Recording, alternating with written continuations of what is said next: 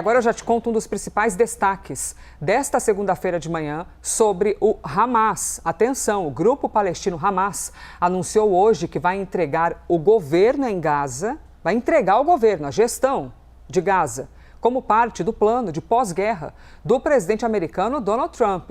O poder deve ser transferido para o Comitê Tecnocrata Palestino, que é encarregado de governar o território.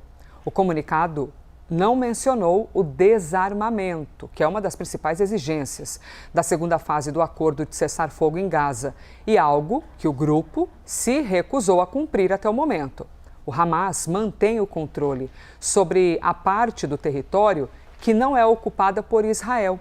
O presidente dos Estados Unidos, Donald Trump, tem pressionado o primeiro-ministro israelense Benjamin Netanyahu a avançar com elementos do plano de trégua. Isso inclui o estabelecimento de áreas piloto em Gaza. É assim que eles chamam, áreas piloto, nas quais a população deve viver sob a gestão deste comitê tecnocrata. Portanto, Hamas anunciou que vai entregar o governo de Gaza. Notícia do Oriente Médio, bem importante, e a gente compartilha aqui com vocês. Também te contamos que o presidente Donald Trump viaja hoje para a Turquia para participar da cúpula da OTAN. Pois é, tem mais essa, hein? A reunião ocorre após o americano ameaçar retirar o país da aliança militar. E aí, Américo, quais são as expectativas para esse encontro? Bem importante, hein? Pois é, Elisa, nós temos 3 pontos que serão os principais nessas conversas lá na Turquia, essa reunião de cúpula da OTAN. O primeiro, claramente, é essa divisão entre os europeus e os Estados Unidos com relação ao futuro da própria aliança militar ocidental. O presidente Donald Trump continua muito irritado com os europeus, continua reclamando que eles não são responsáveis pela sua própria segurança, que eles dependem dos Estados Unidos e que eles não investem o suficiente em defesa.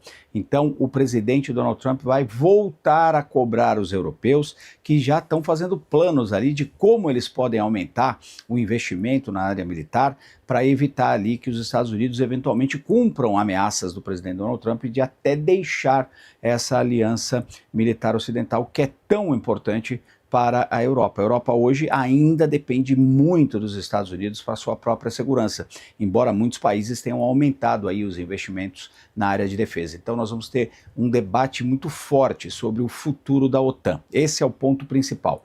E outros 2 pontos são relacionados aos 2 conflitos que a gente tem, os 2 grandes conflitos, pelo menos, que a gente tem no mundo neste momento. Um na Europa, o da Ucrânia, e outro no Oriente Médio, envolvendo o Irã, Israel e também o Hezbollah no sul do Líbano. Com relação à Ucrânia, o presidente Donald Trump acabou de dar uma entrevista dizendo que ele acredita que a paz na Ucrânia entre os ucranianos e os russos esteja muito mais próximo do que a maioria das pessoas acredita. Só que não é isso que a gente tem visto na prática. Essa madrugada mesmo, a Rússia matou pelo menos 12 pessoas na capital da Ucrânia, Kiev, com vários bombardeios e outras 6 vítimas ao redor do país. Existe inclusive a possibilidade de um encontro cara a cara do presidente Donald Trump com o presidente ucraniano Volodymyr Zelensky para discutir o futuro dessa guerra e eventualmente algum tipo de acordo. E o outro é o Oriente Médio, onde o presidente Donald Trump vai cobrar os europeus por um maior envolvimento também para manter liberado o Estreito de Hormuz e vai até ter uma reunião bilateral com o líder da Síria. O presidente Donald Trump tem dito que os sírios poderiam se envolver no conflito do Líbano para tentar controlar o Hezbollah, meio que terceirizando aí a guerra que hoje é de Israel para o governo da Síria. É uma ideia ousada, controversa, difícil de ser implementada, mas que provavelmente vai ser discutida também às margens dessa reunião, que é muito importante entre os líderes da OTAN. Elisa. Américo, até aproveitando a tua presença aqui, porque antes de te perguntar sobre o encontro da OTAN, eu estava contando sobre a questão do Hamas na faixa de Gaza, que eles disseram que vão entregar o governo. Só para aproveitar teu conhecimento, por favor, Américo, aqui em total improviso, porque isso é muito significativo que o Hamas entregue o governo. Só que eles não falam nada sobre desarmamento e isso é algo muito caro para os Estados Unidos. Traz o seu olhar, por favor, em cima da importância, qual que é a temperatura de uma medida como essa, mas de verdade, o quanto a gente avança? Pois é, Elisa, aí é uma questão muito relativa, porque não dá para confiar completamente no Hamas. Aliás, dá para confiar muito pouco no Hamas.